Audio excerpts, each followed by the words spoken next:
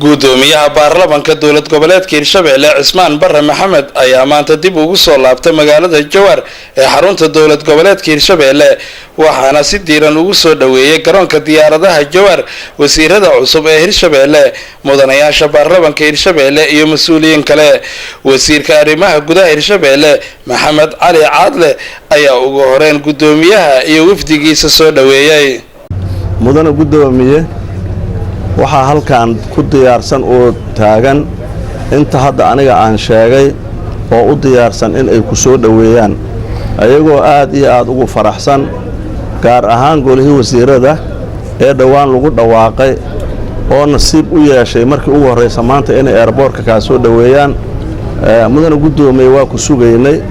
waxaan rajaynaynaa marka hadda shaqadeeni iyo howlihii la lahaay in meesha ay ka socod doonaan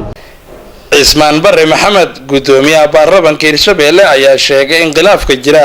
qaab dastuuri ah lagu dhameynayo baarlamaanka Hirshabellena howlo fara badan ay u yaalaan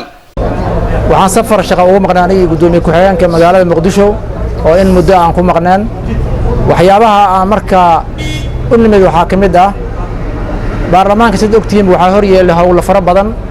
howlahaas oo kamid yihiin ansixinta iyo ka doodida xeer hoosaadka dowlad goboleedka Hirshabelle iyo dhisidii gudiyada baarlamaanka dowlad goboleedka Hirshabelle qodobadan u nimid labaas qodob ayaa ugu weyn wixii kale hadda jirana waxaan u dhameyn doonaa insha Allah taala si dastuuriyan aan u dhameyn doonaa baarlamaanka howlihiisa aad ay badan yihiin waxaan ka codsanayaa marka dhammaan baarlamaanka wixii maqan inay yimaadaan shacabka reer Hirshabellena waxaan rajaynayaa guul waxaan leeyahay hadii wax jiraan waxaan leeyahay waa inay waxaasu si dastuuriyan ay u dhamaan doonaan insha Allah taala annagu waxaan ay dawlad curdun ah uma baahnin khilaafaad uma baahnin isqabqabsi uma baahnin muxuu ahay mu'aamarada kale oo dusha naga yimaado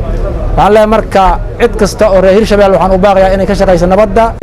Ismaaciil Cabdulle Sabriye Universal TV Jowhar